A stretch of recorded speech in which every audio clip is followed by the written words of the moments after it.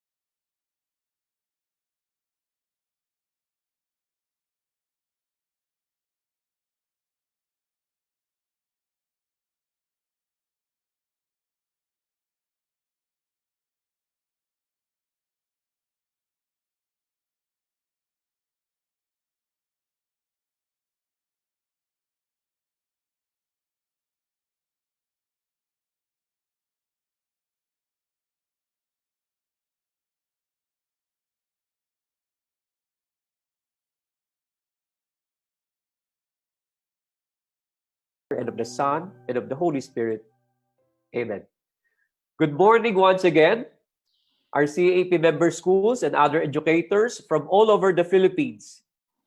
This is the third session of the second leg of the CAP webinar series organized by the CAP Task Force COVID-19 for institutional assessment and response. Last Tuesday, we had a session on Heart of a Shepherd, Leadership and Governance in Schools in the time of COVID, delivered to us by no other than His Excellency Bishop Rex Andrew Alarcon of DAET, a member of the Episcopal Commission on Catechesis and Catholic Education, and one of our trustees. Our session today is very relevant to classroom teachers and academic supervisors. We are going to look at teaching today, designing powerful instructional modules for the new normal. As Catholic schools, we've been drilled into preparing excellent materials for our students as part of our basic orientation in a private school environment. Thus, this topic has been one of the most popular as many of our FB friends have expressed their eagerness to be part of this webinar. Before we proceed, let me give you a few reminders. First, as the talk is ongoing, you may post your questions and comments at the section on comments of this Facebook page, and we will ask these questions during the Q&A portion. Second, please be informed that you will receive the certificate of attendance only upon completion of the evaluation form. The link will be posted in the comment section during the Q&A portion and will be available until 2 p.m. today. We encourage you to answer the evaluation form and you will receive your certificate of attendance within the next 2 weeks. Thirdly, this is a free webinar. If you've been asked to pay, if you've been asked about your credit card details by some FB pages, that is not CAP. So please refrain from doing that. It's a free webinar, and after this will be posted on our FB. Finally, we encourage you to use the hashtag SayupCares, I love CAP, or I love Catholic Ed. Thank you. We shall now proceed with the webinar. To give us the webinar entitled Teaching Today, Designing Powerful Instructional Modules for the New Normal, we have invited the former principal and head of the Curriculum Enrichment Board of St. Paul College, Pasig, retired from the same school after 27 years of service. She is a trainer for faculty and administrators in service training of the Diocese of Imus Catholic Educational System for almost 6 years now. She has also been a trainer of the Philippine Catholic School Standards. Friends, let us welcome Ms. Debbie Grafil. Good morning to all of you. Isang mapagpalang umaga sa lahat ng nakikinig ngayon. And I hope that you'll be able to learn a lot from our session. Please be with us and hopefully walang iwanan. So we hope to hear from you after this session and hopefully you'll be able to raise some questions which you want to be answered. And more so, we just want to give another reminder. Please bear with us as I keep on saying next slide because we have to synchronize the presentation of the slide with my talk. So I hope you're all ready to listen and participate in this webinar. So there we have our title, Teaching Today, Designing Powerful Instructional Modules for the New Normal. Indeed, COVID-19 challenges all of us to explore possibilities, something that will help us bring out the best in us. And as we find new ways of providing continuing education to all our students, and we hope to make this education equitable to all. No child left behind. So we are going to explore new ways by which we can prepare better instructional materials. So we are going to revisit, relearn, and repurpose our prior learnings on module lesson writing. And hopefully we'll be able to use all this information in conceptualizing new ways of doing instructional plans for new normal. Next. So what are the target outcomes of this webinar?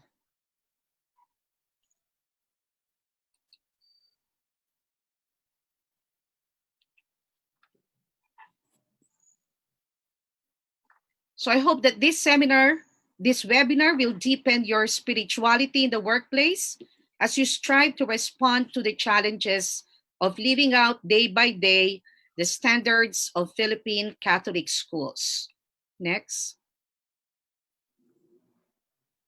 The second objective, differentiate lesson plan from module lesson plan. The third, design or curate cost-effective and equitable module lessons for the new normal. And manage your MDL or module distance learning system effectively and efficiently. Okay, next slide, please.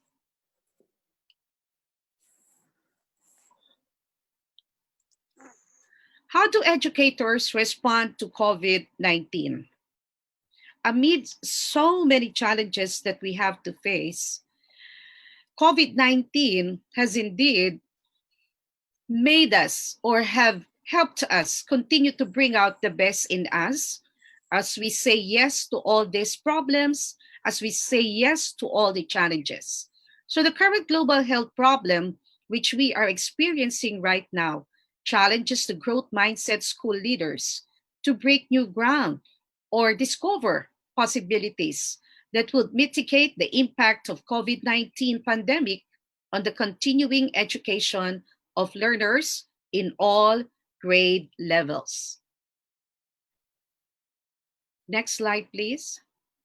More so, the fear of what the morrow will bring necessitates a proactive stance that envisions sustainable learning amidst local or global crises that beset continuing education. Next. So the unprecedented COVID-19 has made school leaders and faculty members as well scramble to their feet to ensure continuity of students' learning in spite of ongoing confinement at home. Next. So there are so many challenges right now, but Apart from all these challenges, we still have to see the big picture of what these challenges present to us, and seeing the whole big picture of the totality of all the problems which private schools need to look into is very important for school educators to be able to think of possibilities as well as solutions to the current problems that we are experiencing. So, what are the underlying concerns beneath COVID 19, which private schools need to address also? Next. So, we have the first, character qualities formation. Indeed, Catholic schools have long been working on this. We put premium on character formation. We want our students to achieve integral formation, and part and parcel of such integral formation is the character building. And at this very point, as we experience so many problems, all the more our students need to practice, to live out traits and values that will help them become better persons in spite of so many problems, in spite of lack of funding, lack of money that would really make their lives sustainable, in spite of unemployment, in spite of so many other problems that exist. We hope and pray that these students will hold on to the character formation that we have been giving them. So at this point in time, all the more, we should continue to help them acquire character formation. Next,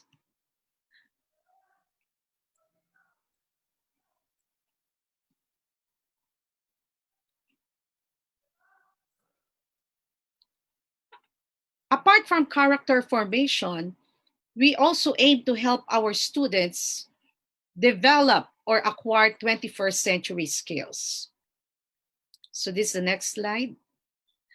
Next transition. The 21st century skills are very, very important. And as we all know, among the many 21st century skills is problem solving. Not only adults should be able to solve problems, but even our students should also be able to help themselves and family members solve problems. Hence, if we will only help these students continue to acquire 21st century skills, I like to believe that they'll all become empowered in dealing with their present problems and eventually problems that will come their way. Next, partnership with parents. Before, parents had this notion that as soon as they have brought or enrolled their children to our schools, they don't have any problem at all with regard to the learning of their children.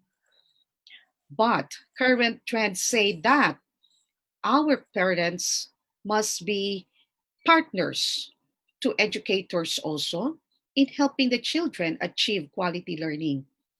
First and foremost, continuity in learning at home and in school must happen, and we need to partner with our parents. Parents are blessings to us. They made the decision to bring their children to our schools. And with that, we hope to become blessings to them also and allow the partnership to be a win win situation. Next, we have decreasing enrollment. This is again another big problem in the private schools. With what happened during the last 4 months, when many of our parents became so unemployed, and even up to this point, I think some of them are still unemployed, we expect to have probably remarkable increase or decrease in our enrollment. And we hope that with a decrease in enrollment, we will be able to sustain our operation in schools. And at the same time, we pray also for all those students who transferred to other schools as well. Last is the fast turnover of teachers. Even during COVID-19, many teachers kept on moving. Many of them moved to other schools, and sad to say, most of them from private schools, they transferred to the public schools. So these are other concerns that we need to look at. When we see the big picture, we think about COVID-19 pandemic plus other concerns that we need to consider also. Other concerns, some of these concerns can be solved at our fingertips, but there are those that need, you know, more help, probably first and foremost the change in the current situation, that COVID-19 pandemic finally will come to an end.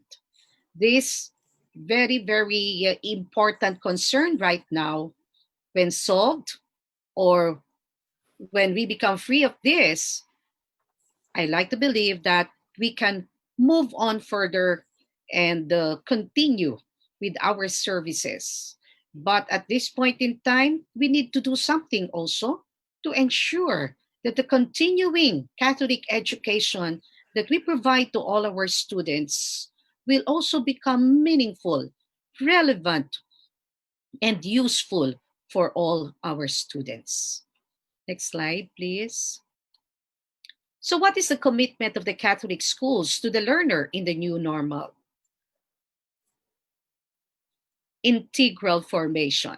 This is very important. This is the end result that we want to offer to all our blessings, to all the students who made the decision to continue learning in our schools. And we believe that the school journeys with the learner, with each student in achieving holistic and integral formation. Of equal importance also is that the teacher designs teaching and learning experiences that promote integral formation. And we all journey with the parents, hoping that they will be one with us in our journey in helping their children achieve integral formation. With this commitment now, we are driven to continue to bring out the best in us and thus help our students become ready and become better persons in the society. Next slide, please. Let us try to zero in now to the most important challenges which the teacher needs to face in preparing for classroom, not rather than in preparing for instruction that will be carried out through the distance learning program of the school. How can we make our instruction faithful to the church, responsive to the challenges of the 21st century learning, life saving in view of our school's vision mission, and at the same time be able to hurdle new preparation in the new normal? And the last one, I would say, many of our teachers have already expressed their fears, their sentiments about the need to embark on another preparation of instructional materials. For the past years, they have done their best to prepare updated lesson plans, and they also went to the extent of revisiting their curriculum. Now, after going through all those measures, they now need again to prepare new materials. But I like to believe that we can use all available materials in school in the making of new materials for new normal. Next slide, please. How resilient and hopeful are you?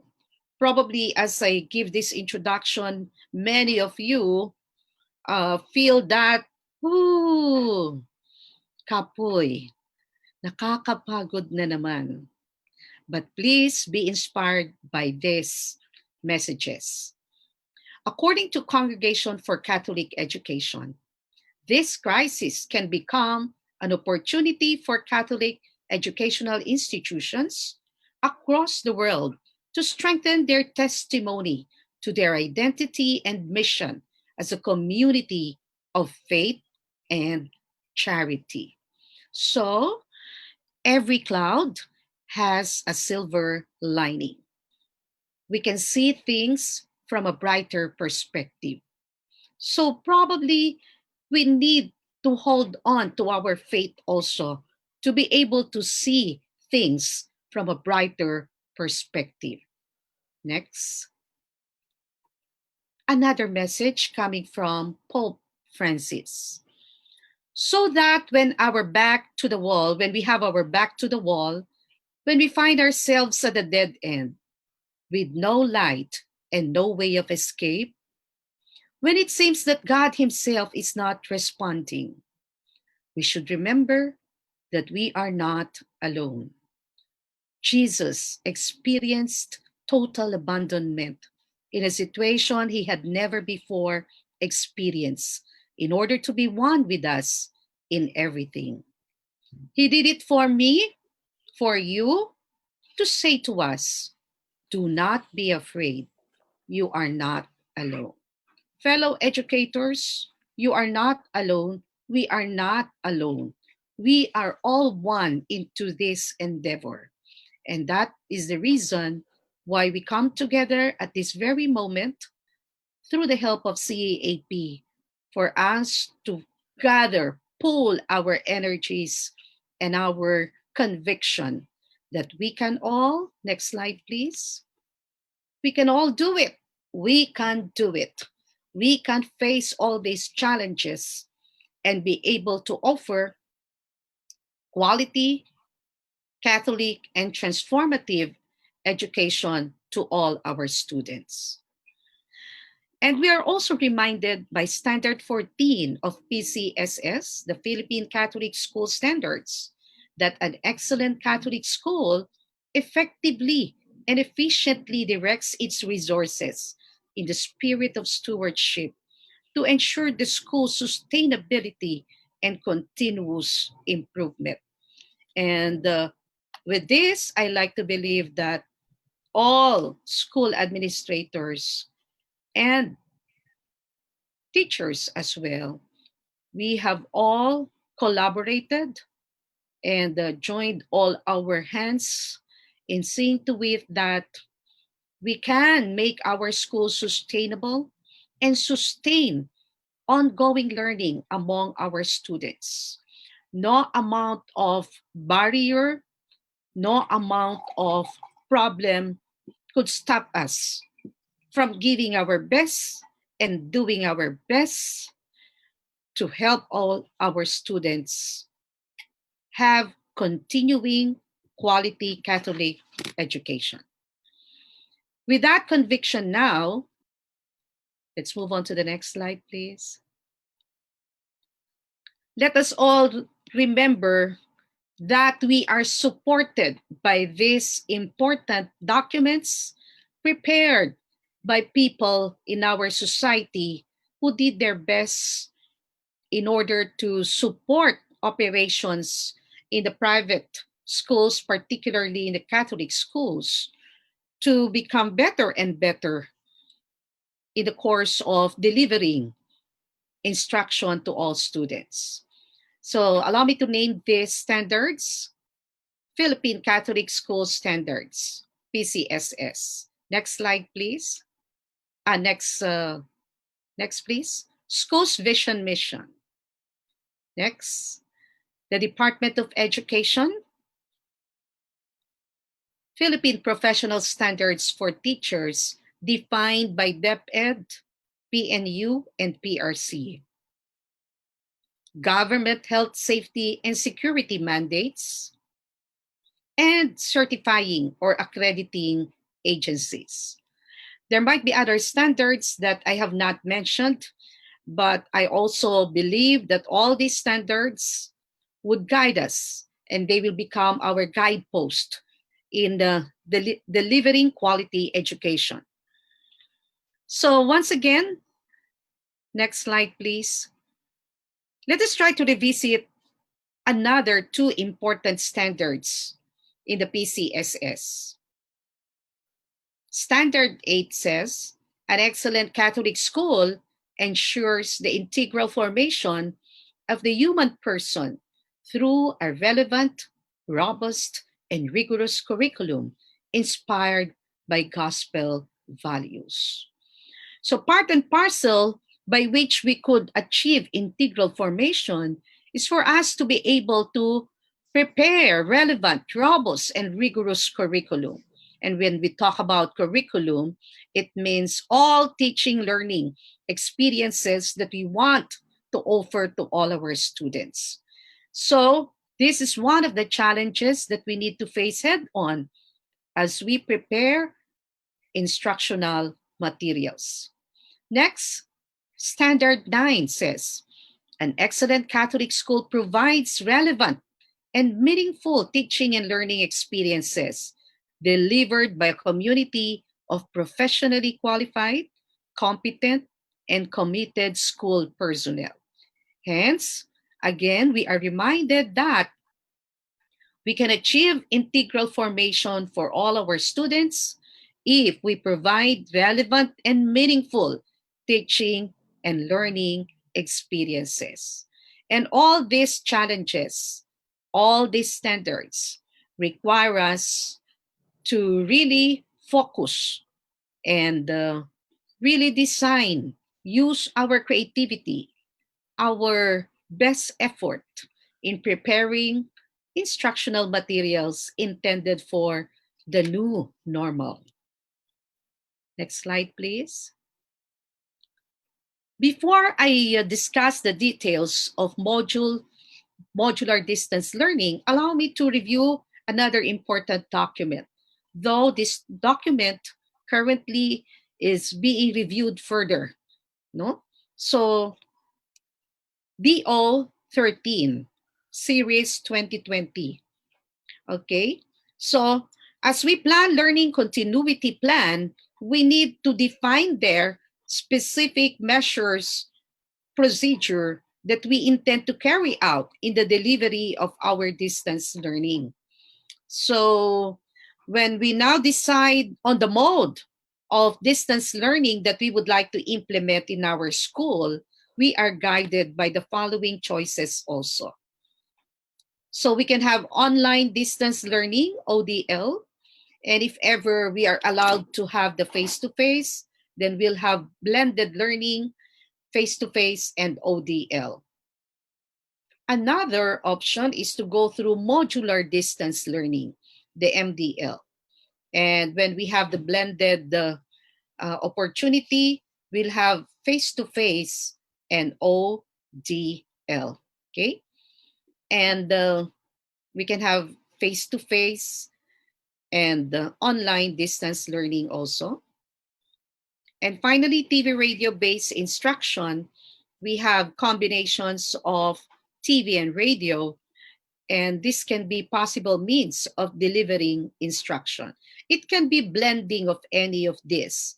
So that is what we call now the hybrid of the three specific types of delivering instruction. So next slide. What are the steps involved now in the preparation of the module lessons? So we are now moving into the discussion of the details involved in the planning of module lessons. Next slide. As what Domain 4 Curriculum and Planning of PPST says, teachers, all teachers are expected to know the curriculum, the school's curriculum, the curriculum of the Philippines, because the basic curriculum that all schools need to implement should come from DepEd. And just like what Brother Armin said before, apart from the minimum competencies mandated by DepEd, we are expected, we in the private schools, to enrich such curriculum. And the level of enrichment now would be based on the vision mission of the school, what we want to achieve for our students. And in view of this vision mission statements, there are other competencies and skills which we deem important to be included also with the teaching, included with the teaching of K to 12 curriculum. But now we have to focus on the MELCs, the most essential learning competencies prescribed by DepEd. Okay, so this, okay, next, this domain emphasizes well-structured. Okay, click again. Sequence lessons. Okay, so well-structured and sequence lessons. So how can we have relevant and meaningful teaching and learning experiences for our students? So they have to be well-structured and well-sequenced. Next, please. Contextually relevant. This one is very important. Our lessons must be related to real-life situations, because students would really feel that the skills, the competencies that they learn can all be applied to real-life situations. Responsive to learners' needs. We have to take into consideration the needs of our students.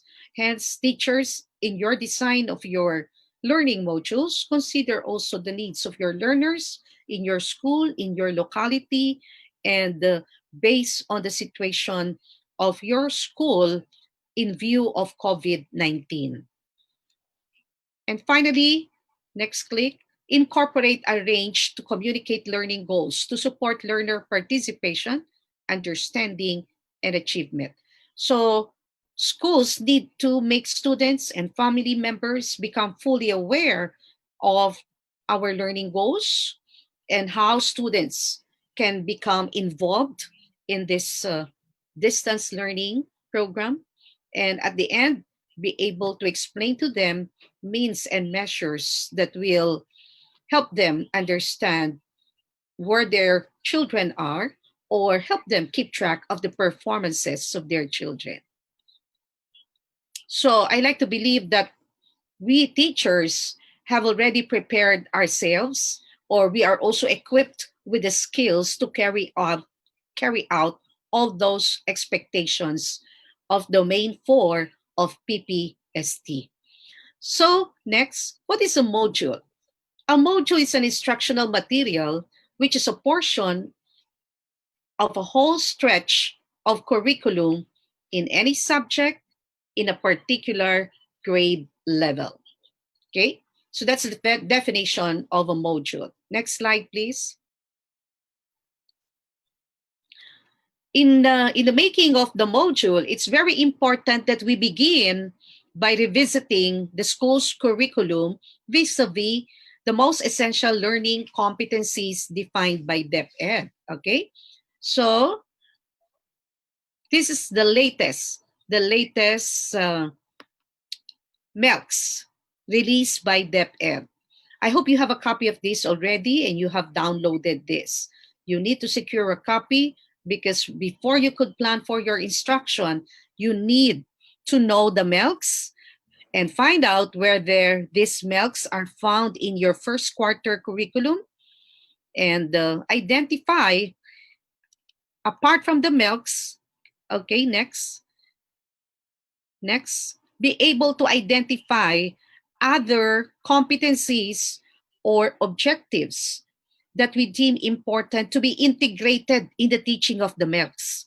And doing so will help us put breadth and depth into our discussion of MELCs, okay? And help the students be able to achieve MELCs with depth and breadth as well. So among the many things that you could integrate, remember I keep on mentioning skills that will help your students achieve your vision mission, skills pertinent to 21st century, more so other skills that are pertinent to recent concerns in the society, such as those brought about by COVID-19. Next slide, please. Step number 2, identify related competencies from your first quarter coverage that can be clustered as one module and divide them into lesson. What does this one mean now? I'm going to use the word nest, N-E-S-T. Nesting means that you integrate, put together related competencies, no, which will help your students be able to acquire big competencies or standards of learning stipulated in our curriculum. So if your coverage, chapter coverage is so narrow, then most likely that chapter can become equivalent to a module only. And that module will be composed of several lessons. No, you can have lesson 1, lesson 2, 3, 4. But I hope your number of lessons will not exceed 5, because when you have more than 5, your module becomes so complex already in coverage. So we want to focus teaching related skills. So when we teach, we integrate the teaching of these skills. So at the end of the day, we become more cost efficient, and the delivery of instruction becomes more meaningful, because students immediately get to see connectedness, relationships among the practical applications of the different skills or competencies mapped out for that specific module. So once again, next click, please. We need to be guided by the MELCs. Okay, next. Let's go back again to the meaning of a module. For me, it's like a coffee, 3-in-1. When placed in a mag, you have everything there already, no? So I call it 3-in-1. Self-contained, self-sufficient, and self-implementing. So these are instructional materials which aim to guide the student in learning individually or independently, either at home or in school. So you have everything there in the cup, in the mug.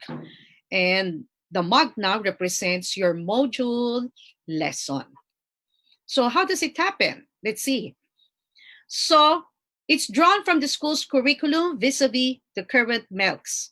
And when we say emergency, I've heard so many people giving comments like, naku, emergency case lang naman ngayon eh. Huwag na tayong magturo ng maayos. Emergency lang ang sitwasyon ngayon. No? So for me, we cannot afford to be complacent. We cannot afford to do petex. These things are not possible. All the more, just like any emergency cases po, we need to respond immediately. We need to provide urgent responses. Just like any emergency case, it could be a matter of life or death. Why so? Because we can never be sure of what tomorrow may bring to us, to our students, or even to the whole world. So, while we're given the chance to do our best and help these kids, these students, let's do it now. Next slide, please. The module provides a sequential and clear flow of content and activities. Okay? So it's a document that puts into written form the conversation that transpires between the teacher and the student. The teacher speaks through the flow of the lesson from beginning until the last part. Explanation and other forms of discussion, including information giving, are reflected in the module lesson. See? So we're talking about, we said a while ago, a module is self-contained. What's the first thing to be found there? Sequential and clear flow of content and activities. Are we in keeping with the expected performance from us? Are we in keeping with defined standards of PPST and PCSS? I think so. In theory, we are. But in practice, let's make this happen. We prepare sequential and clear flow of content and activities. Next. The module provides formative assessment also. Wow. So apart from sequential activities, formative assessment must also be included. Can you just imagine what's going to happen now? We were talking about, again, a module is self-contained. So apart from the sequential activities, formative assessment must also be included in the module. Apart from the formative assessment, we need to include also the answer key. And what's the purpose of putting there the answer key or rubrics? For immediate self-checking mechanism. So who does the checking? Would it be teacher? I don't think so. It will be the students. The student himself checks his answer. The student himself keeps track of his performance. Okay? So, getting correct or wrong answers for questions that measure the student's competency provides feedback on his performance.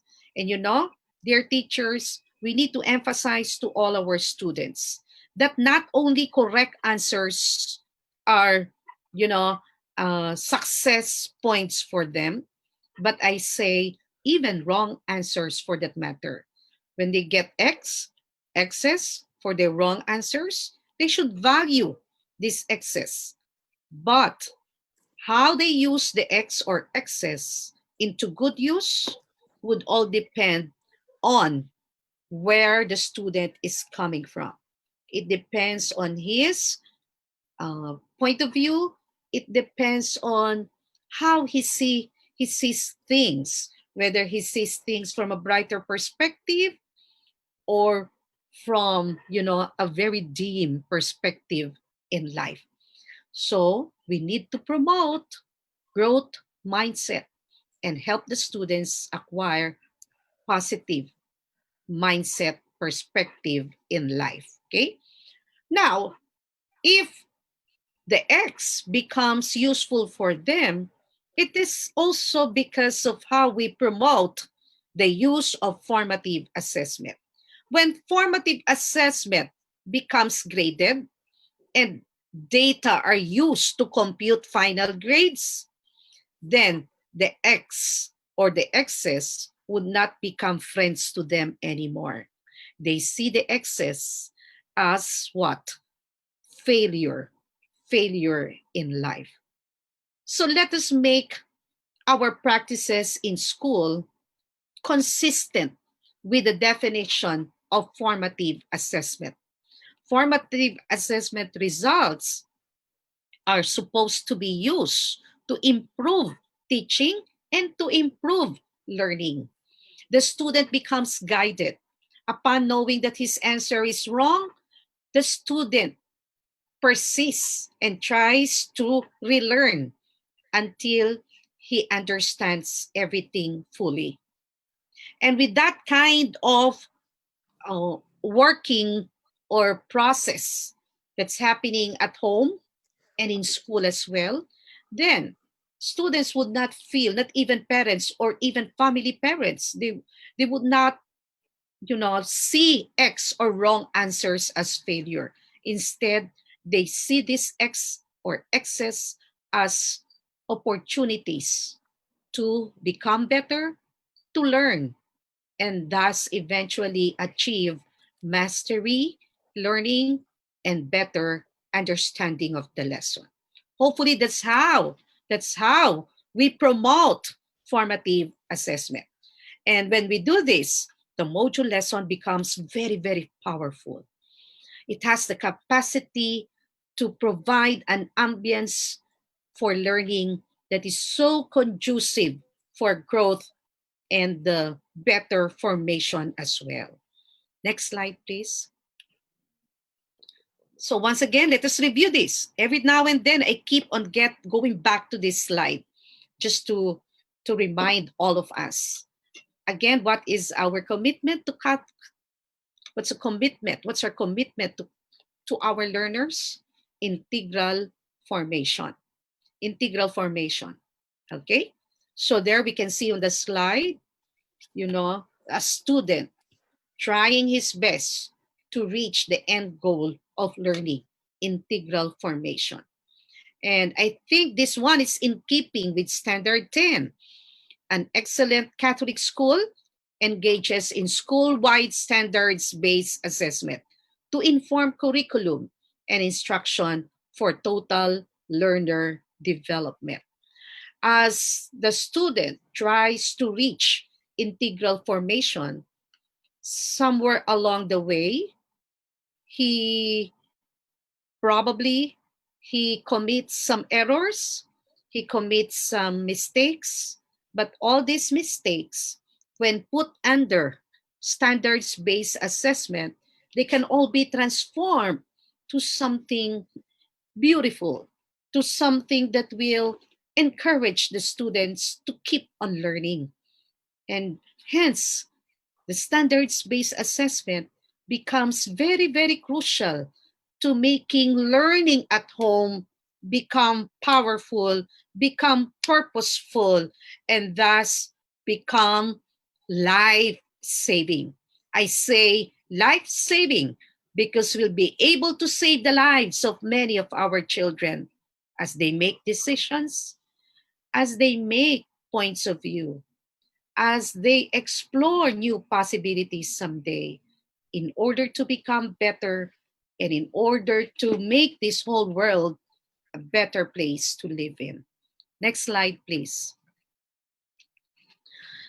Another characteristic of a module is this: learners may revisit or keep on relearning the material as long as they will be able to comply with the requirements within the allotted time frame. You know, in the old normal, in the regular classroom setup, as the teacher teaches, you know, she tries her best to monitor outcomes of learning. But the moment the teacher asks this question, do you have any question? Or is there anything else that you would like to know? There is this tendency for all our students to bow down their heads. And that action signals that they do not know the answer or they do not like to ask questions because they do not want others to label them as if they are uh, slow learners, or the worst is for them to be labeled as somebody who could hardly keep with the pacing of all students in the classroom, and a lot of other labels as well, which I like to believe are not very, very useful and motivating for our students to pursue further learning. Now, in the case of the module lesson, since the student studies by himself, he has this opportunity to revisit every part of the module where he could learn further the competency or the skill. Hindi siya mahihiyang umulit.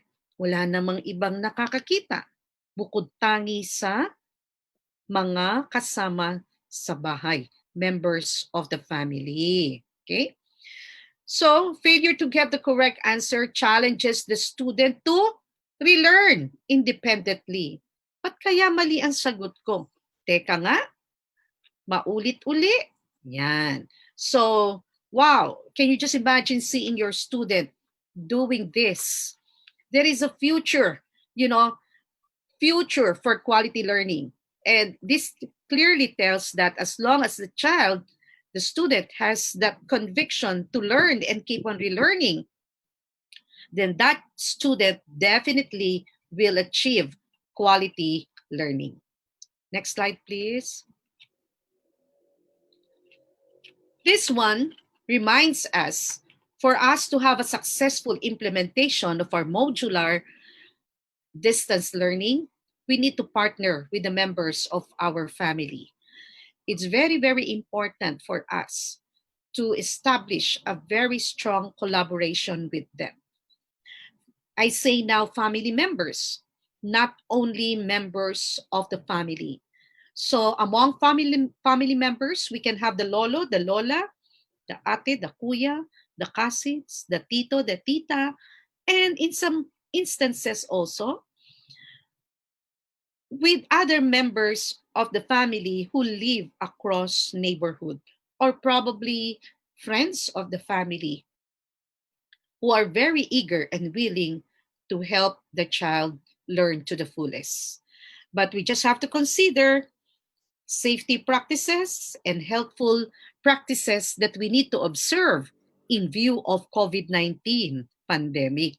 So let us all remind one another before we embark on a very collaborative, strong collaborative effort to help the student learn, okay? So teacher, student, and family members. So the teacher communicates with the student through the module lesson. The teacher is not there at home, but the teacher is present through the module lesson. So the presence of the teacher is felt by the student, represented by the module lesson. And not only the student, but even family members as they read the module lessons also. And I would like to share this. When parents, next slide please. When parents and schools interact closely together, they share information among themselves. And this information sharing helps families to better understand the schools and schools to understand the families. It takes two to understand each other. We need to understand our students and family members so that they too will understand where we are coming from. And we need to put premium on the promotion of the culture of sense of responsibility, honesty, and integrity between school and home. I know you have been doing this. You have exerted so much effort to promote this. But circumstances right now, we are into a situation that really calls for the practice of this. All the more, we should intensify the promotion of sense of responsibility, honesty, and integrity. Next slide, please. Next, we need to forge a very strong alliance in imbibing sense of responsibility, honesty, and integrity. And we need to orient family members and students on your modular distance learning. Implications, we need to explain very well to them the implications of non-observance of the established system to the success of students' learning. Hence, before we can forge a very strong alliance with the parents, we need to orient them properly. And mind you, it's not just a one-time orientation po. We need to conduct mini orientation after our big time orientation. And the mini orientations would somehow be a kind of kamustahan. Kumusta na po kayo? So that we can keep track of their concerns, problems that they encounter, both students and family members. And if we have a way of getting to know or getting this data, then we can all be properly directed as to what next measures we need to implement. Next slide, please. So now we are now coming into the task of differentiating lesson plan and module lesson. Okay, what's the difference between these two? But first, let's get the common features. Next slide. Next, please. Both are instructional plans that aim to help students achieve the learning competencies or skills defined in the school's curriculum. And once again, these plans are aligned to the school's VM, MELCs, and other challenges of the changing times. More so, next slide. Next, please. Both include plans for the following important parts of the lesson: motivation, exploration and engagement, guided processing of activity and practice, meaning making, formative assessment, self-evaluation, or reflection. So you see both. You see these parts in both lesson plan and module lesson. As if I could hear you already saying, "Hi," no? But that's the reason why we are here, to share effort, best effort, and energies as well. Both employ teaching any of the following teaching pedagogies. And all these teaching pedagogies, when used, will lead to learner-centered approach instruction. Among the many, there are those which I might have failed to include here, but nonetheless, these are the most common ones. Differentiated instruction, or DI, experimental or discovery approach, gradual release of responsibility, or the commonly called GRR, research-based learning, constructivism, and many others. Okay, next please. Both require the use of formative assessment results. I mentioned that already. Okay, and let's now look into the lesson plan. Next. So the lesson plan aims to guide the teacher in carrying out face-to-face learning interaction with the students in a regular classroom situation. What about module lesson? The module lesson guides the student in carrying out individualized or independent learning in school or at home. I hope you see the difference. Next, please. The lesson plan describes the order of the flow of the entire lesson. So the teacher writes in bullet form the flow of the lesson, okay? From the motivation until the closure part. What about in the module lesson? Next. The module lesson presents the conversation between the teacher and the student in the entire stretch of the whole lesson. I say conversation in the sense that as the teacher says something, as she writes in the module lesson what she intends to say to the students or what she wants to explain to the students, as she writes also model exercises, step-by-step procedure, all this, she communicates this to the student. And her way of communicating is by stipulating this logically, sequentially in the module lesson. And as the student reads every part of the module lesson, the student interacts with the teacher. And the student writes his response to questions or to exercises. So do you see the interaction happening?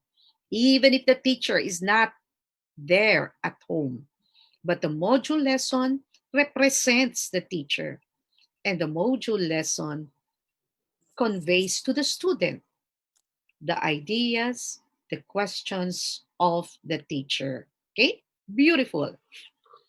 Next slide, please. The lesson plan describes the engaging activities. So in some lesson plans, the teacher simply describes it. But what about in the module lesson? Next, please. The module lesson gives clear directions to the student on how she will perform the given engaging activity or activities. One activity at a time po, not all activities in toto. One at a time, okay?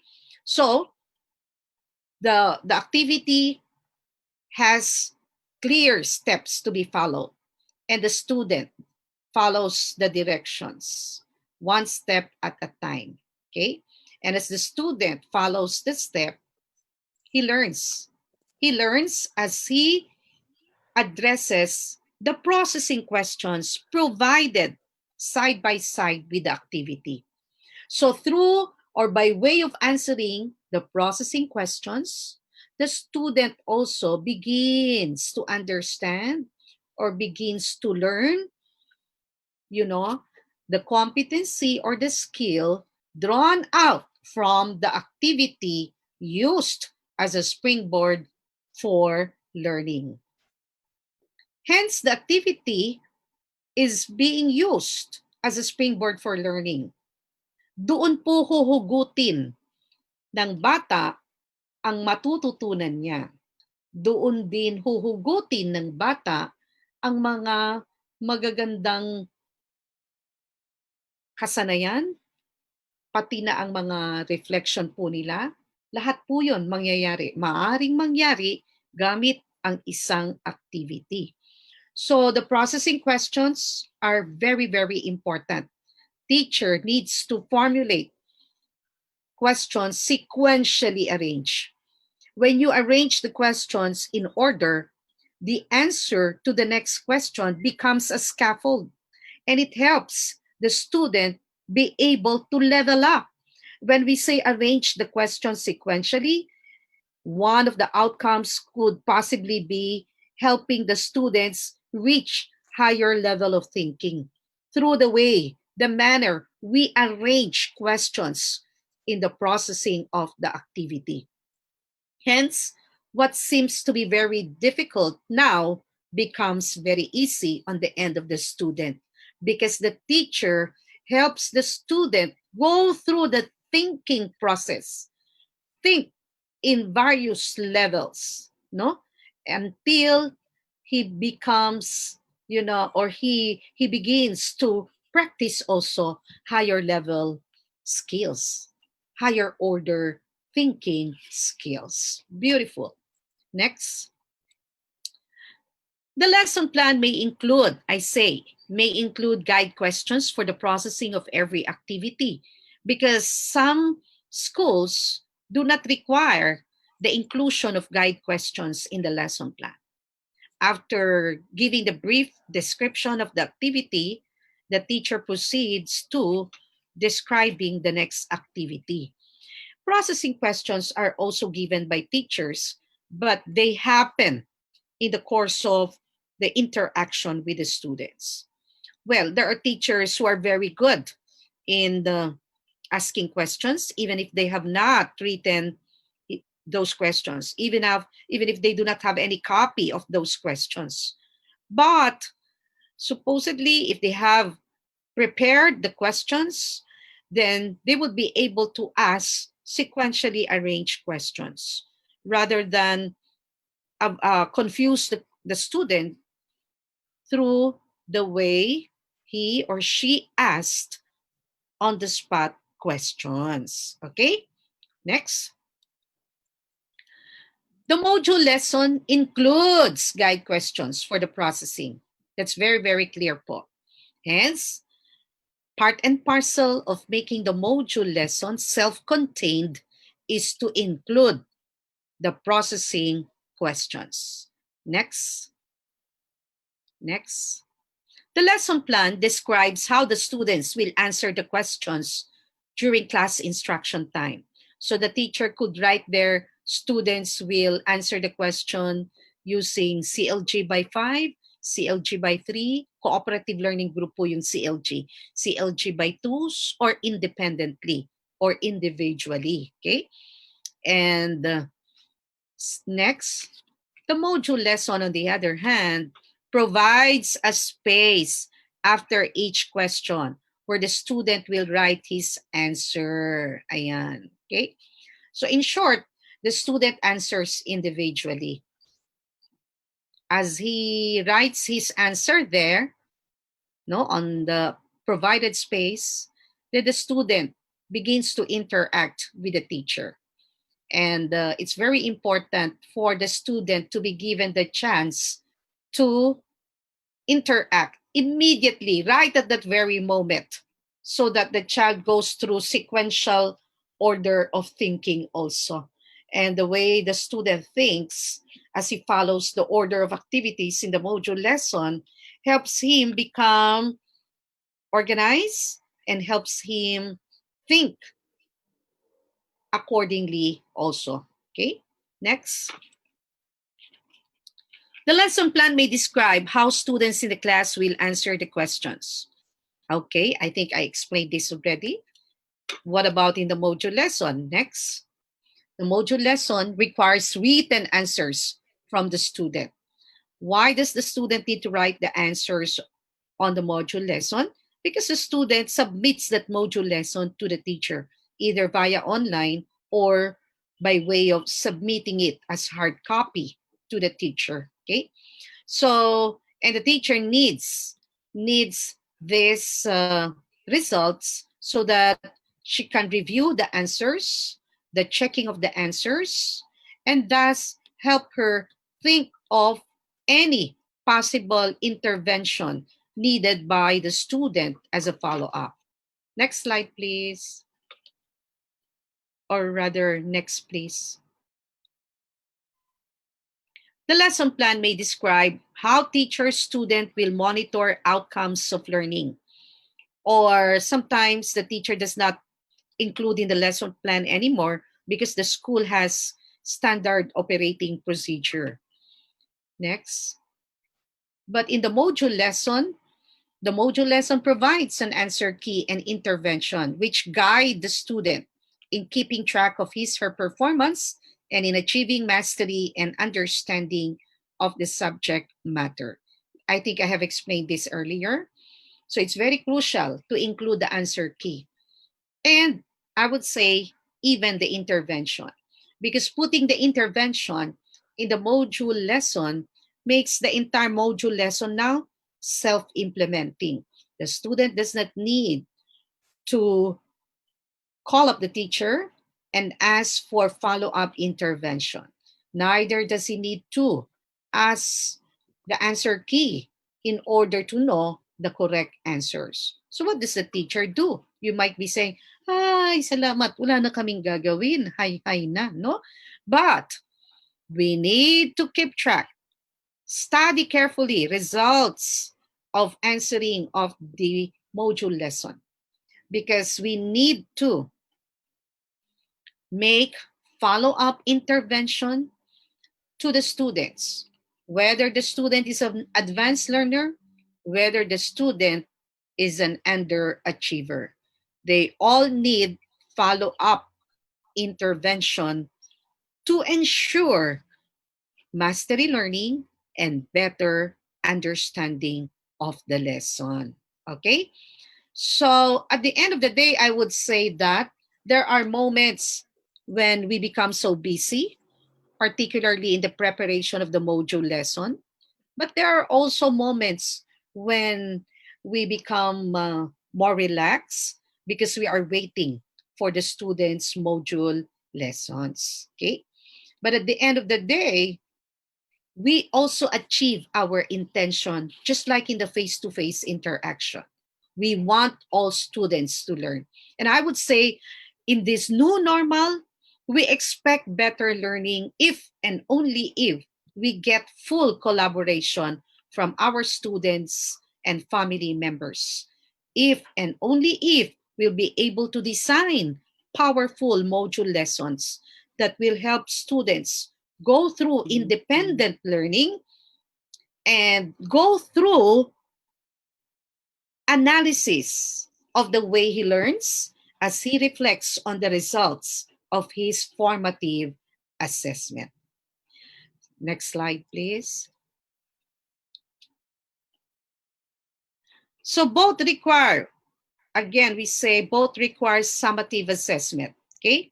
And the summative assessment can be given via online if the school has the means to carry it out. And if you do not have any means, then you can wait for the face-to-face interaction when you could already give the summative assessment. So let's now go into more detailed preparation. Next slide, please. Write the parts of the module cover page. So the cover page of the module has the following parts. Okay. Of course, the title is very, you can easily come up with a title for your module. And then the module overview. This one is very important. Here you describe the focus of the module, the parts of the module, how you want students go through answering or learning independently with the use of the module lesson. You can also discuss a brief introduction of the connection of the module lesson with previous and the new or the next module lesson, and also the prerequisites. Then the summary of lesson numbers, titles, and competencies, where you can use this. Okay, yan, no? You can use a table where you now have title of lessons and competencies or objectives all in one table. Next, please. Next slide. You need to formulate your module pre-assessment. Just like even in the old normal, we used to have diagnostic tests. Some teachers diagnose the whole chapter, but this time we need to diagnose prior learning, prior exposure or experiences with or of competencies and skills. Okay, so this one assesses only the learning competencies included in the module lesson. Okay, next. Okay, there we have it. Next slide, please. Write your module lesson 1, the very, very first part, and we have the following. Module lesson 1 title. Next. Module lesson 1 objectives. In writing objectives, we follow the same rudiments, no, when we prepare our lesson plans. We see to it that we have objectives that will help the students acquire lower level thinking skills, and at the same time be able to develop also higher level thinking skills. And of course, we have the instructional materials. Next. And you can include here print resources and non-print resources such as e-learning technologies, digital resources, platform when needed. Okay, next slide. Okay, we are now ready to design and write module lesson 1. So you start with your introduction. And what's the purpose of the introduction? By the way, you don't explicitly write introduction anymore, but you may also write it. It all depends on the desire of the whole institution. So this is the introductory statements, questions which intend to capture the student's interest or attention to modular learning. See, even in the module lesson, we need to capture the interest of the students, because if we fail to do that, then most likely the student will become bored and might not become motivated to learn the module lesson at all. So some questions can be used, or statements, statements with a punch, which will really make them, oh, I'm going to learn something different today. So you'll be able to hook them, and thus they keep on reading until they become engrossed and finally learn in the process also. Okay, next. Next. So when you prepare discussion and learning activities, they are interspersed in the flow of the presentation of the module lesson. There are those who start with discussion. There are those who would like to start with learning activity. It's all up to the teacher. It's all up to you, depending on your style. But the tone must be conversational. So we use second person point of view po. Huh? And then you need to provide clear instruction on what the student will do. So these are the things that you can include. Next, clear explanation, processing questions. Next, space for answers. Next, and formative assessment. They all belong under the big umbrella of discussion or learning activity and learning activities. Next, we now go to closure, synthesis, and reflection. This is the most overlooked part in the module making, but I find this very, very crucial to a very, very powerful learning. Okay, why? Next. This part includes self-evaluation, wherein the student tries to think about what he has learned, what he failed to learn, or he did not understand at all, and somehow start thinking also of whom he could approach in order to learn further, who among the members of the family could help him learn further, or what form of help does he need from teacher in order to understand the lesson fully.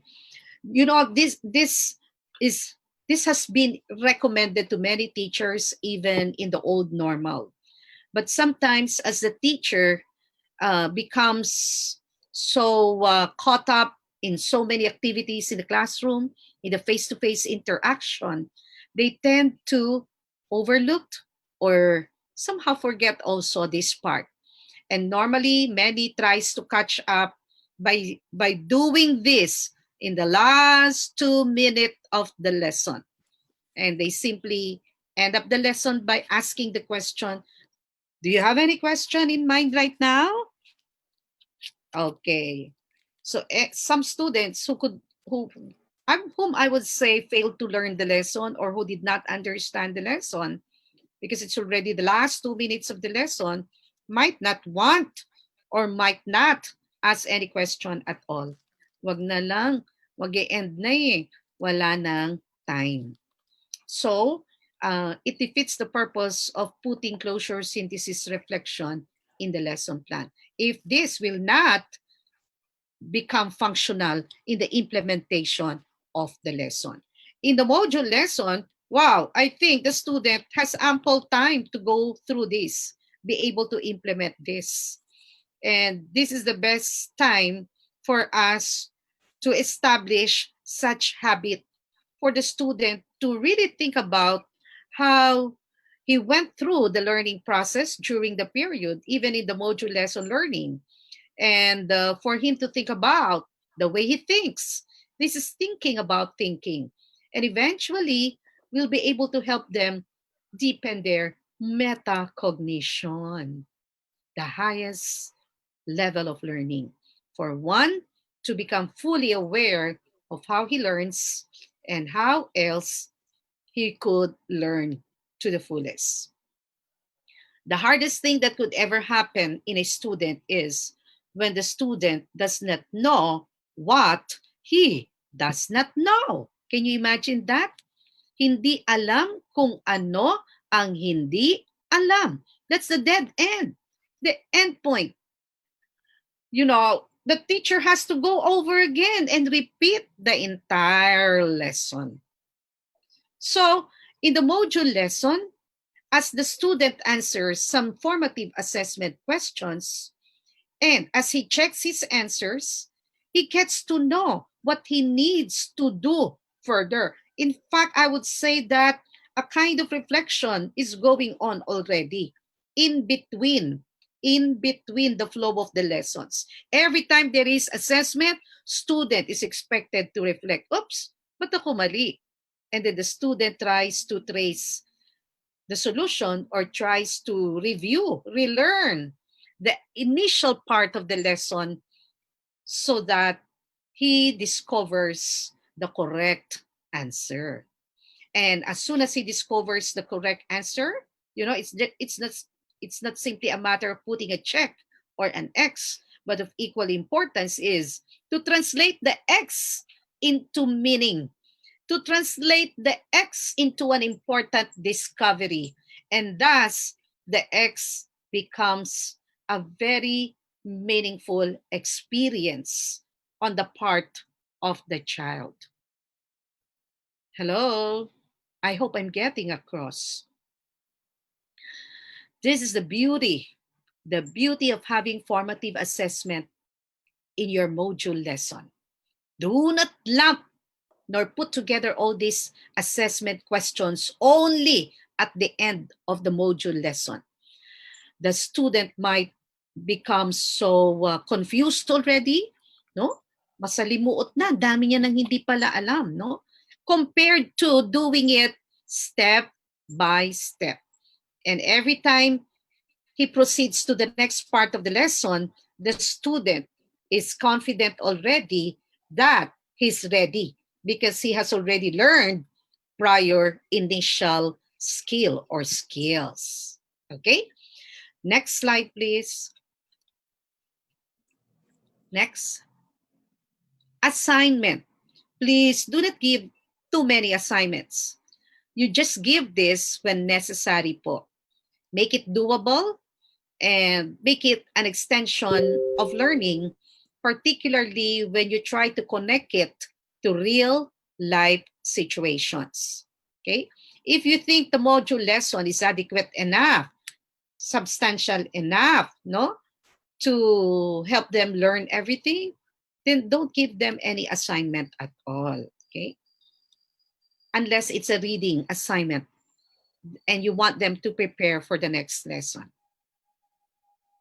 Answer key, please. This one is very important. There are two ways of doing it. You can insert answer key side by side with the formative assessment items, or you put them all in the last part of the module lesson. So you have two options po, no? Explore which one is better. Next, intervention. This one is very, very powerful also. I know many of you might be saying again, hi, no? Hi, kapoy. Okay? But this one is very, very powerful also. The module lesson becomes self-directed. The student is instructed to pursue further steps, no? Upon knowing that they have failed to achieve the level of performance, the standard defined by the school, no, for all competencies. Okay, so these are additional exercises, tasks to be done to follow up results of formative assessment. Next, post-assessment. Next, the post-assessment is given only after the last lesson of the module has already been administered or delivered to the student. Okay, and the intention of the post-assessment is to assess final outcomes of learning of the students. In the post-assessment, we again develop questions that intend to assess attainment of the learning competencies, skills, discretely and integratedly. because there are questions that might require use of one skill at a time, but we need also to formulate questions whereby students will use integratedly 2 or 3 or more competencies. And only then, if we do that, we can fully prepare them for whatever eventuality that might come their way, because reality requires us to solve problems using related or using integrated competencies or skills that is required in daily life. No? Minsan ang mga problema po ay nalulutas hindi gamit ang isang kakayahan lamang, kundi gamit ang iba't ibang kakayahan. And when we expose students to this type of application to real life, then we have that kind of guaranteed assurance, no, that that student really learns to the fullest and is ready to move on, carry on. Okay, I hope you're learning. Let's now move on to the next slide. How can we repurpose our modules in the old normal? I'm going to use this module made available in the internet by DepEd, and we have this PDF file. However, we still have to look for the URL so that you can easily access this file po from the internet.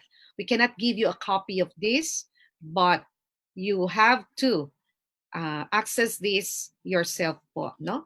But we are going to use this to learn further, and I think DepEd will be generous enough to allow us to use this material so that all of you will learn how to repurpose our modules in the old normal and use them to prepare far better and powerful module lessons for the new normal.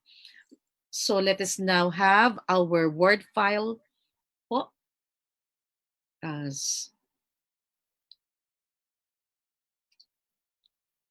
Can we now flash the...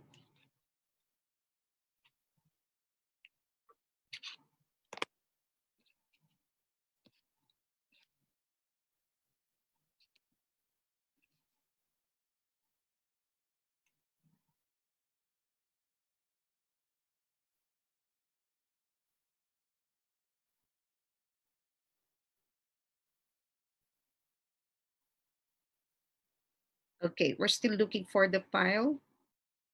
Okay. So for a while. So meanwhile, please... okay, there we have it, the material. Okay, I hope you can see clearly from the screen the material. Okay. So there you have an example. You have the title of the module. Sorry, it moved. So this box is supposed to be there, aligned with the module number. And the title is A Discriminating and Analytical Learner. So you have an overview there. Okay. So the overview is brief and concise and direct to the point. A very good overview developed by the teachers or by the authors of this module. Okay. Then the objectives are stipulated here after that paragraph. Okay. So observe. Let us go over the objectives. Okay. Let's have some kind of activity also. Let us read. Please read objective number 1. How would you classify this? Is it a skill-based or activity-based? Identify from several meanings that which fits context. This is skill-based, meaning to say this is generic. This is what we want the students to learn. Be able to identify from several meanings, that which fits the context. Okay. Recognizing synonyms of words. This is also a skill. Determining the main idea of a material. This is also a skill. Distinguish fact from opinion. This is also a skill, no? Make inferences and predictions. This is also a skill. What about number 6? Describe a Filipino tradition, a routine, or a scientific fact. Um, I know where the teacher is coming from, but probably this one needs further revision because the emphasis here is be able to use certain skills that would help the students be able to describe any reading text, not only Filipino tradition, routine, or a scientific fact, but all, any available material. Does it make sense to you? So probably we just have to improve that how this one is formulated to focus on the skill rather than on the activity. But I'm sure this is an activity which is included in the module. Okay. Express ongoing action, skill based also. Transcode linear information to text, skill based also. Write a personal reflection on friendship, honesty. I think this is more of an activity based, no? So probably it can be reformulated by saying that uh, what is the skill that the teacher wants the students to practice in the writing of the personal reflection. So this reflection can be any reflection, not only about friendship, not only about honesty, it can be about anything. So this is more on the writing skill of the student, which the teacher wants to develop. Next, demonstrating understanding of idioms with hold by using them in sentences. Okay, so there we have it. So there are some objectives that are activity based and some that are really, but majority are skill based. Very good. Okay, so let's move on to the next part.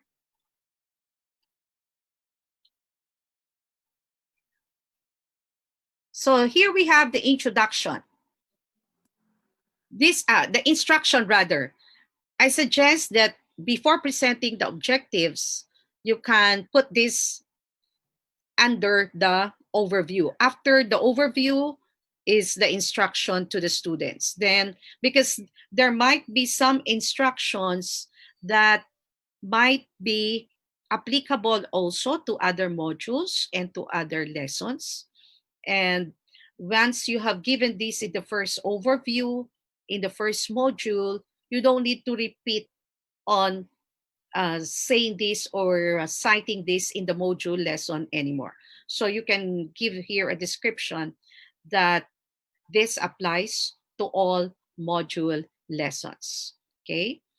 Then, so after instruction, we can have the objectives. Now here we have the pretest. The pretest is also included in the here in the full uh, stretch of the module lesson. You can separate this part as another document to facilitate its submission, no, immediately after the student has answered and checked. Okay, so you can come up with a separate document for this, run this, and then the submission would depend on the uh, procedure of the school. Okay, either this you require them to submit this immediately after the testing, after answering this via online or through hard copy. So how you'll do it, describe it in your learning continuity plan. Okay, so the pretest aims to assess prior or exposure of students to the competencies or objectives, the skills cited in the objectives. So here are sample items, no? Okay. Then after the pretest, what do we have? Okay. So we have a long pretest until part 4. Okay. But what have you noticed? There are many items that assess the same skills also. Probably the number can be reduced so that you can maximize the use of other competencies for other items without extending too much the assessment of only one competency repeatedly. Okay. There's a self-check here. This part is the answer key for the pre-test. Okay. And if we look at the data below, we have here feedback given to the student based on his score. Beautiful. Perfect score is 30. Did you get a perfect score? That's great. Congratulations. Nevertheless, study the module well so as to improve your skills. So what do you think of the feedback given by the teacher? Okay. Does it sound student friendly, or it does not, motivate the student to study further? I think it sounds student friendly. I like it. Okay. If you scored between 22 to 29, very good. Keep it up. You will find the module very helpful in enhancing your skills. So the feedback given by the teacher, they are all have something to do, or the need to continue learning and using the module lesson and the rest. Okay, let's move on to the next page. Let's move on to, this is lesson 1, though not labeled as lesson 1. So words unlocked. Okay, so part A, choosing the correct meaning, and this is objective 1 of this module. Notice that the first paragraph is a kind of motivation, trying to hook the student, and it motivates them to learn further because the teacher really emphasizes the importance of knowing the correct meaning, or um, how to use context clues, how to use prefixes, suffixes, and stems in looking for clues. No, so this is a kind of introduction and motivation rolled into one. Okay. Now notice here we have an activity. Okay, so I think the teacher expects the student to answer this. Okay, and to deduce the meaning from the statement, the sentence rather. So it's a kind of context clue. Okay.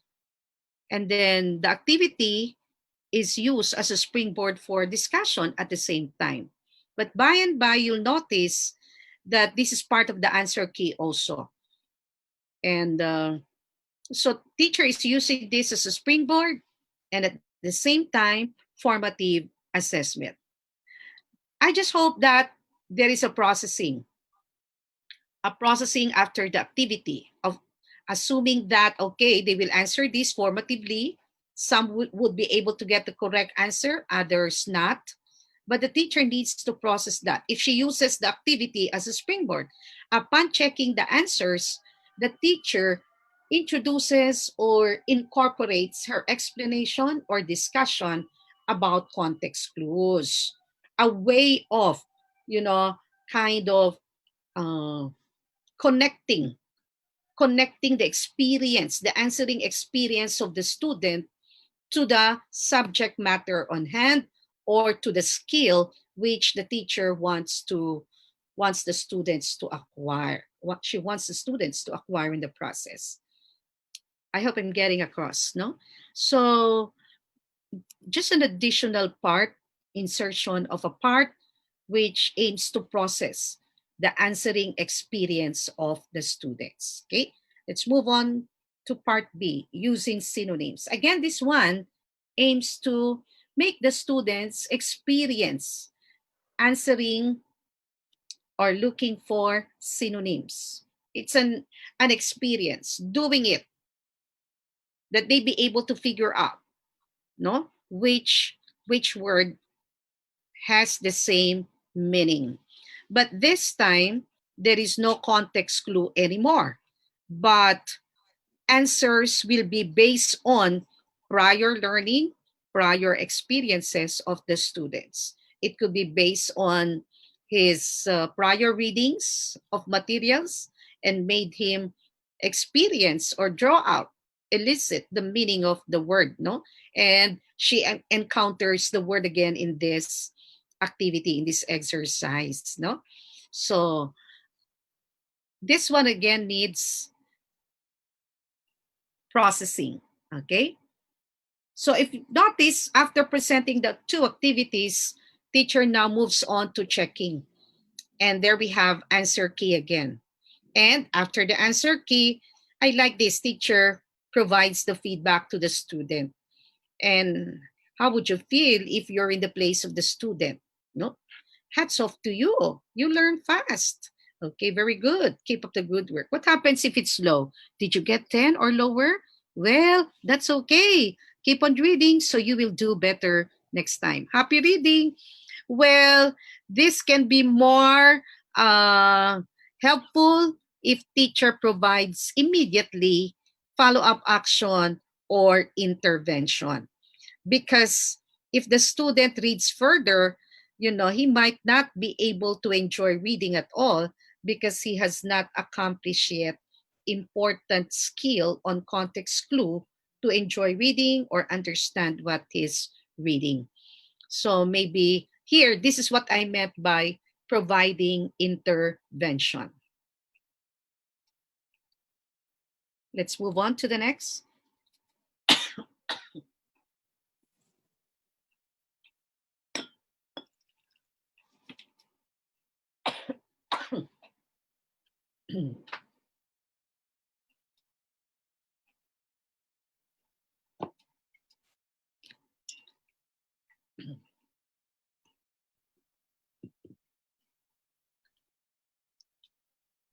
Okay.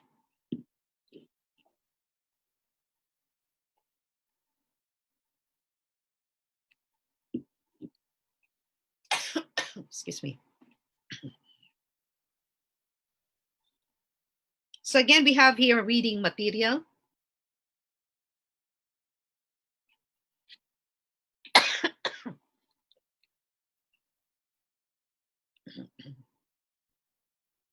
Okay. Notice that teacher allows the student to read part by part. And after reading each part, teacher provides scaffold questions as a way of checking their comprehension of what they have read already. Beautiful. I hope we can all do this, not only in English, but even in other subjects. Sometimes we require our students to read about 1 to 2 pages, and yet we do not provide checkpoints or comprehension questions. No? This would help the students understand better what he has read already and be able to connect that easily with the next part of the reading material. Okay? Yan. And after the next part again, teacher presents more questions. And I call them the scaffold comprehension check. Scaffold questions, okay? And until at the end,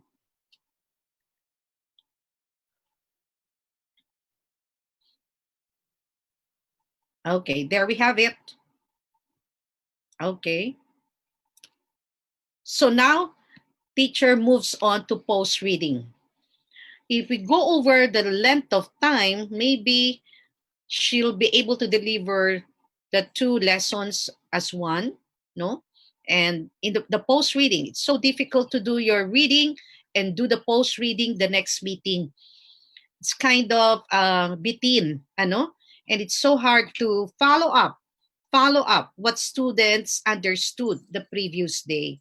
So it would be good also to select materials which will be good for an hour or for the intended time of the teacher. So again, you can see boxes. And these again are scaffolds. And graphic organizers can be used as scaffolds also. So there are questions, 5 questions, and there are 5 boxes. And the students will place their answers in each box. But the answer to question 1 should be written in the very first box after the box, the first blank box, no? And the answer to question number 2, the same thing again. And when you look at the entire graphic organizer, the student gets to see connections among the different information. The student gets to see the flow of the story by looking at the boxes. Hence, graphic organizers are very powerful in the sense that they are organizers of ideas, which when read or looked at by the student, you know, helps him or her be able to see connections. And that facilitates the formulation of a synthesis or a kind of conclusion, no? And for them to see connections also, relationships among facts and information. Okay, next.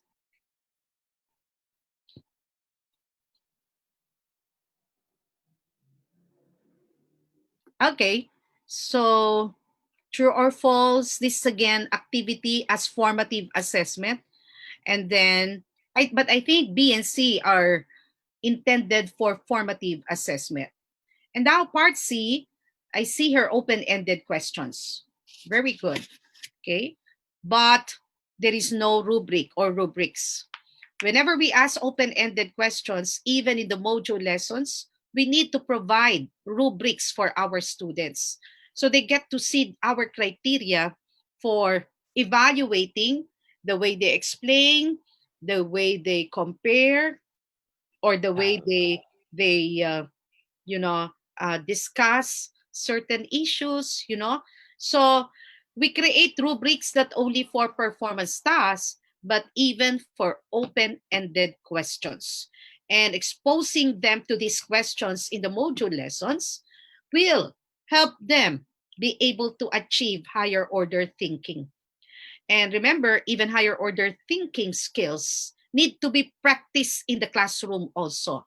Lack of practice, lack of exposure to critical thinking questions, does not guarantee attainment of critical thinking skills. Practice, practice makes perfect. Okay? Then self-check again. Now check your answers against the answers below to find out how you fared. So again, these are the answer key, okay? The correct answers. Let's see, let's move on. Okay, okay, they have also, and allow me to fast track now. So teacher expects them to write something also. Skill enhancer, lesson 4. This is here, teacher is on, I think the topic here is already about uh, getting the main idea of a paragraph, okay? And teacher models it. So teacher provides an example. Ayan, this is good because there is an example. So it's not enough that we engage them immediately into formative assessment when we have not helped them, try out, practice the skill, or provide exposure to them to experience how to do or apply the skill. More so, discussion will also be needed. Okay? So the activity again is taken as a formative assessment. So there are exercises that follow, but I am assured that the student could already do it because of the given example for demonstration. Okay, next page. Okay, let's move on to more. Next page again. Okay, so again, differentiating relevant down the line. Let me fast track now to the last portion. Okay, okay. I want to go now to the part where we have the final, okay, final assessment. Let's bring it down again. So we have here fact and opinion. So we have here self-check. Okay. Okay, so we have this main idea. So The same pattern as you have noticed, okay? Towards the end, if you have noticed, there is no, there is no grand, presentation of the answer key. So because the answer keys are already distributed where they are fitted to come out already. Another option is for you to put all your answer key at the end of your module lesson, okay? And one thing that I would like to remind you once again is that when you now develop your post tests, even in the pre test, I hope that you'll be guided by your TOS or by your table of specification or assessment matrix. You have to see to it that the competencies are represented in the assessment material. Remember, we would like to assess outcomes of learning. Now, when you look at the outcomes, see to it that uh, all these are properly presented in your final um, post test. As you can see in the screen, the material presented to you, you know, I think there's a part there where there is a post test already.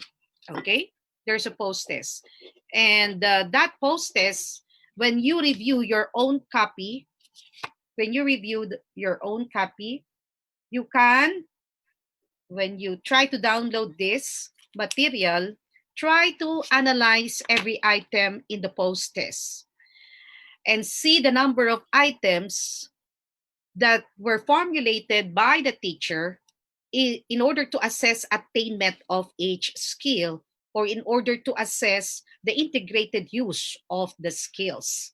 And then you will be able to determine whether the post test is balanced or whether the post test is properly formulated.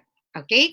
So I give you an assignment, you do that at home. So do some kind of item analysis just by checking whether the item is aligned to the objectives of the module lesson. Okay?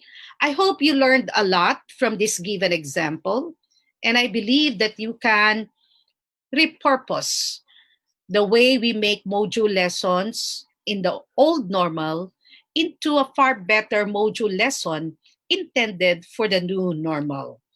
And always remember to provide space for the answers of the students. Allow them to immediately write their answers. Without space, then students might resort to looking for another paper. And at the end of the day, as you check all the module lessons, some pages are missing. So it becomes, a hassle on your end also to look for these pages. So why not incorporate everything in your module lesson? So at the end of the day, the module lesson becomes so meaningful, and the module lesson will be able to help the student learn to the fullest. So let's go back again to our PowerPoint. So are we on the PowerPoint right now? Okay. So next slide, please. A textbook summarizes the world, transmitting content to learners in the single voice of the textbook writer. But the learning module curates the world, web links to textual content, videos, and other embedded media. It is multimodal, and it uses a variety of sources, print and non-print materials, requiring students to think critically, not just to memorize content that has been pre-digested and delivered to them to consume. Okay?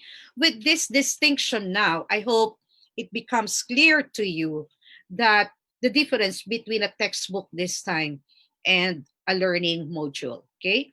And with that, as described here, the learning module can be multimodal. So we have already known the different parts of the module lesson, but how are we going to deliver this to all our students and see to it that all of them will be able to access our material, the module lessons, no? Considering varied differences among our students. We are not accommodating differences in learning only, but we are accommodating also differences in terms of availability of computer and other forms of technologies by which they could learn. But once again, I would like to emphasize our intention is to ensure that everybody learns with or without computer. And we want everybody to access quality learning from us with or without technology. And that would only happen through your creativity, through your being resourceful, and through your commitment. You can be creative. If you are not committed, you're not going to come up with a very good, powerful module lesson.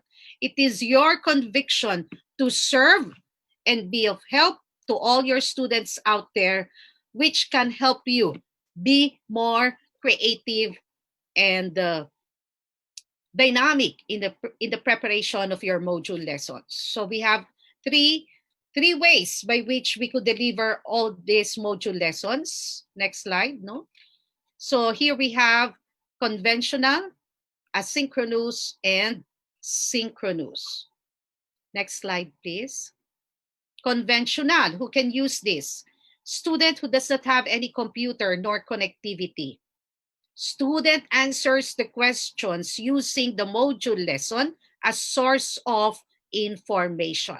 Like what I said earlier, everything is there already. Explanation, modeling, they are all given there by the teacher. Next, student may refer to other print materials as reference. Okay? But other materials might vary depending on the availability of print materials at home. We can have asynchronous delivery. And who can use this? Next slide, please. Student who has a cell phone with mobile data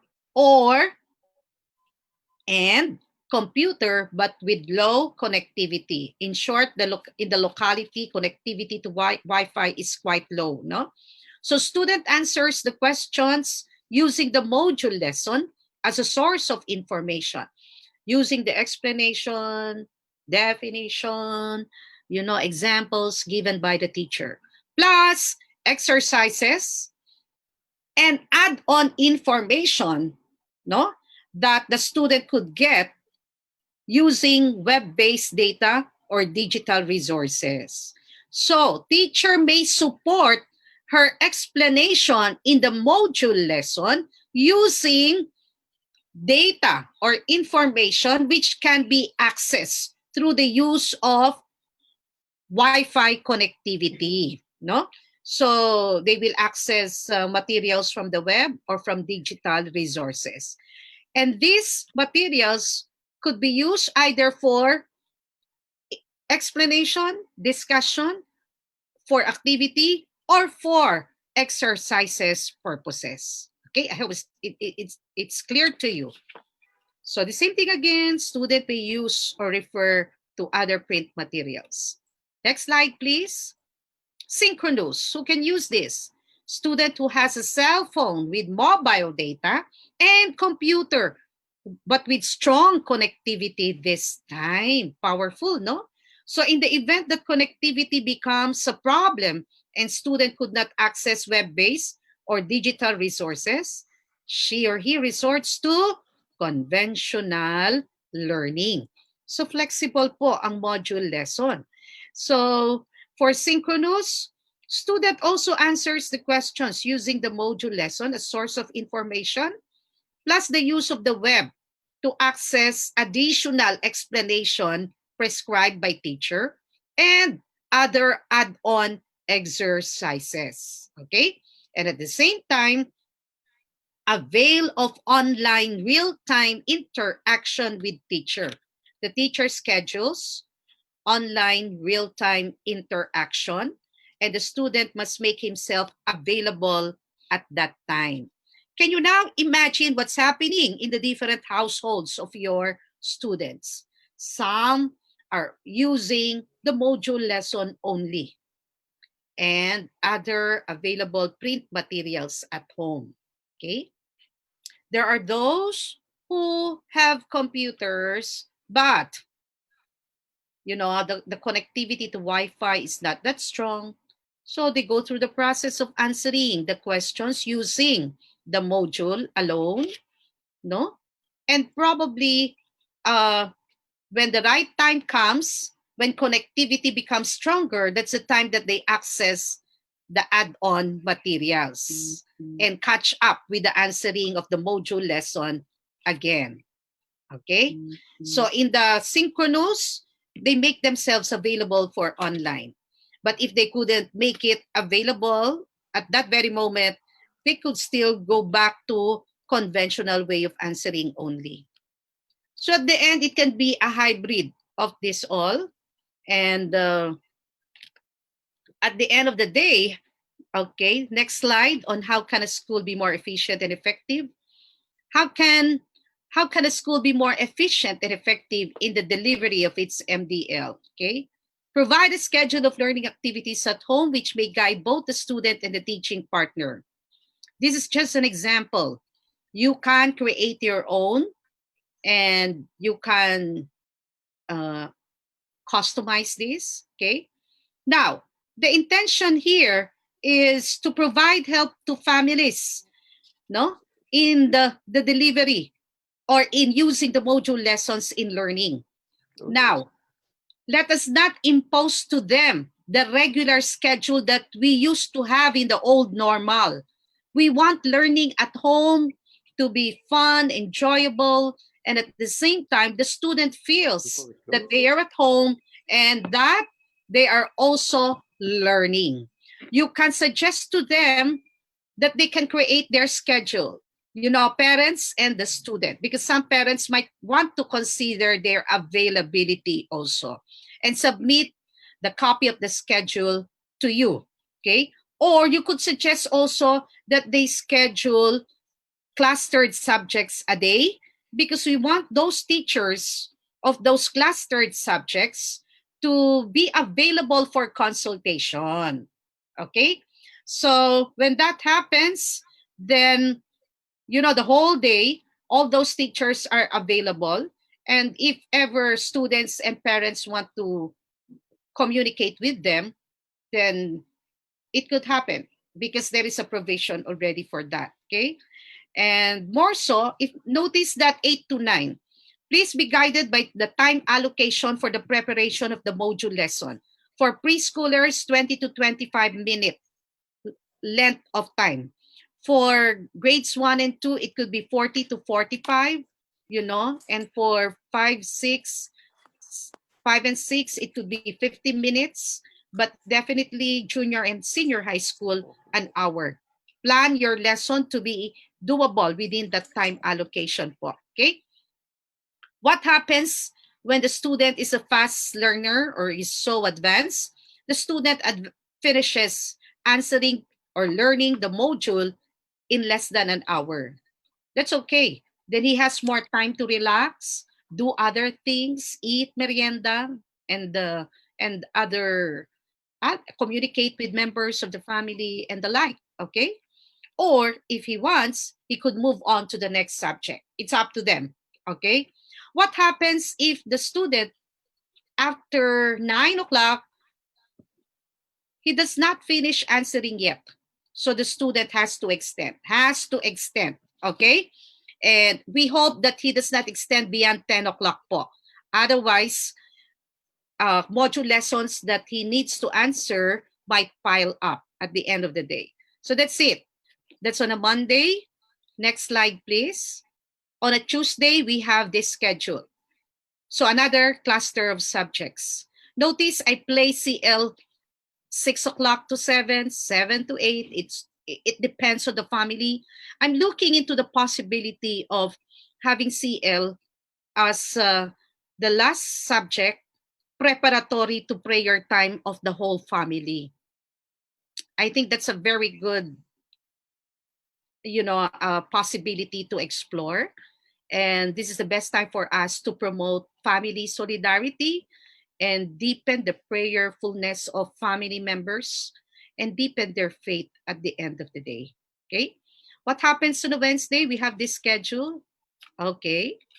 So MAPE 8 to 11, just MAPE, all component subjects.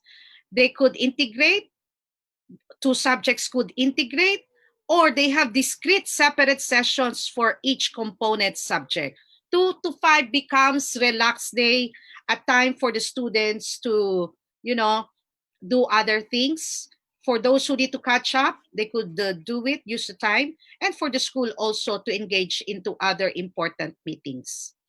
And what happens next, please? What happens on a Thursday schedule? There we have English second round, the next cluster of subjects. So how many module lessons can we probably target for English? 2 module lessons for 1 week po. And what happens on a Friday? Round 2 of Filipino Science TLE and CL again. So weekends is really family day. So don't forget to have a term for your learning packet, self-learning package or folder, whatever you call it. And next slide, please. Provide a monitoring my learning performance sheet. This one is very important. The monitoring keeping track is skill-based, not by lesson-based. We want to hit important competencies that we need to address, help the students learn further. So we need to do it by competency, not in terms of average, neither as a total of all the competencies. Next slide, please. What happens when all schools are given the permission to undergo 50% face-to-face? We shift to blended learning, and you can explore the following, okay? And I want to go back here. The next slide, please. We go back again to DO13. The preparation of a module lesson indeed requires a lot of research work and time. Please observe the copyright law and do not commit plagiarism in the course of making your module lessons. I know you can do it on your own, okay? Now, next slide, please. What could be the best supplementary material? Well, the student could have the textbook. The textbook is very, very important in setting the backbone for learning for all students. And they could use this textbook as they learn at home. And it becomes the main frame of learning, as add on to it are other enrichment learning opportunities. If you think you'll not be able to meet, the time when classes start in your school, next slide, please, then it's very important that we explore other possibilities, just like what other people are doing right now. So you can have a blended use of your module lesson with your adopted textbook. And when you do this, the ease of making your module lesson becomes less. So, next slide, please. Let me wrap up the whole session by going back again to Standard 2 and Standard 15 of PCSS. An excellent Catholic school is committed to the building of a civilization of love and is strengthened by a community that nurtures faith formation, integral development of persons, intercultural dialogue, academic formation, and humble service. An excellent Catholic school establishes responsible linkages and networks with and among individuals, groups, and institutions for its sustainability and the advancement of its vision and mission. And I like to believe that your presence in this webinar is a testimony that you really want to establish linkages, particularly with SEAP, in your pursuit of quality education, integral formation for all your students. Let us read this from the Congregation for Catholic Education again. Amid the interruption of ordinary life, all men and women have a duty to consider more deeply the meaning of life, to finding ways to begin again, to live once more, beginning from new foundations, knowing well it will never be the same as before. Indeed, when we are praying and we are hopeful that we could all go back again to the old normal. But for me, I like to believe that the old normal will be a richer normal. It will be a better normal than it used to be. Let us make the most of our time, every minute, every hour, to grab the opportunity to reach out and help all our students acquire quality Catholic transformative education. I'd like to end by the next slide, please, by reading to you two lines from the song of Noel Cabangon, Kanlungan. I hope I have a good voice to sing this, but I think all of you could relate with this. Okay? Are we on this slide now? Panapanahon ang pagkakataon. Maibabalik ba ang kahapon? Fellow educators, we cannot turn back the clock of time, but we could always bring back good practices and blend them with the best practices that we are going to learn, uncover, and discover in this new normal. The new normal becomes meaningful based on your own effort and through the effort, collaborative effort of all people in the academe. Let us all work together for the common good of our students. Hindi na maibabalik ang kahapon, pero maaari nating pagyamanin ang kahapon upang maihandog sa ating mga kabataan ang magandang kinabukasan na naway maghatid sa kanila sa magandang buhay at magandang mundo. And for all of you out there, let's keep on praying and hoping for the best. And I hope that the best will soon happen as you explore making powerful module lessons. Thank you very much at magandang tanghali pong muli sa inyong lahat. I hope you were able to learn something, and I know you are reflecting right now and you'll learn more, and I like to believe you'll create better and far better learnings from our experience this afternoon. May I now go back again to our platform. So in the event you have questions, I'm now flashing my email address. Okay, so let's all go back now.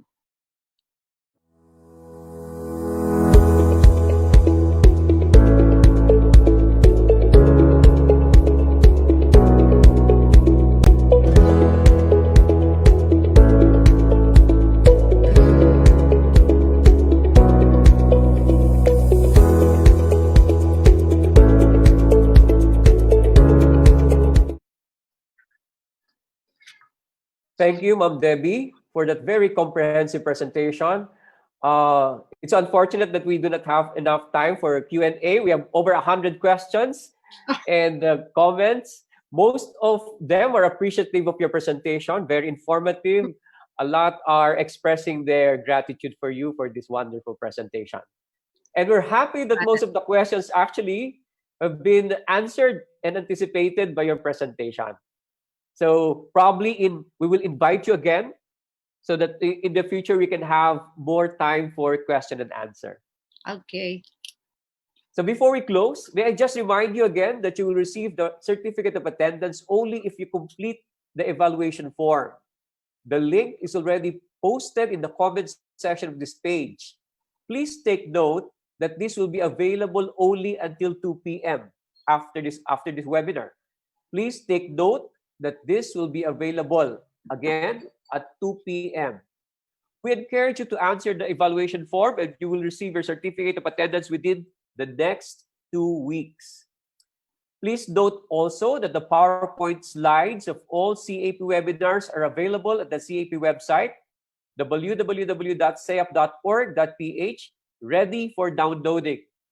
So the materials of the past webinars are there, and we are also uploading the one used by Ma'am Debbie Grafil later. In the meantime, all videos of the webinars are available on our FB page and YouTube link. There you have it. We once again thank Ms. Debbie Grafil for her wonderful presentation today on behalf of our president, Father Elmer G. Dizon, who is monitoring this, is the one who recommended you, and tamang-tama talaga, natutuwa kami. This is a box office for us. We reach almost 5,000 live audience, and I'm sure within the next few hours, it will be shared thousands of times more. Thank you, Sir Allan. This has been Allan Arellano, CAP Executive Director, saying to you, maraming salamat po, mabuhay, and that in all things, God may be glorified. Thank you.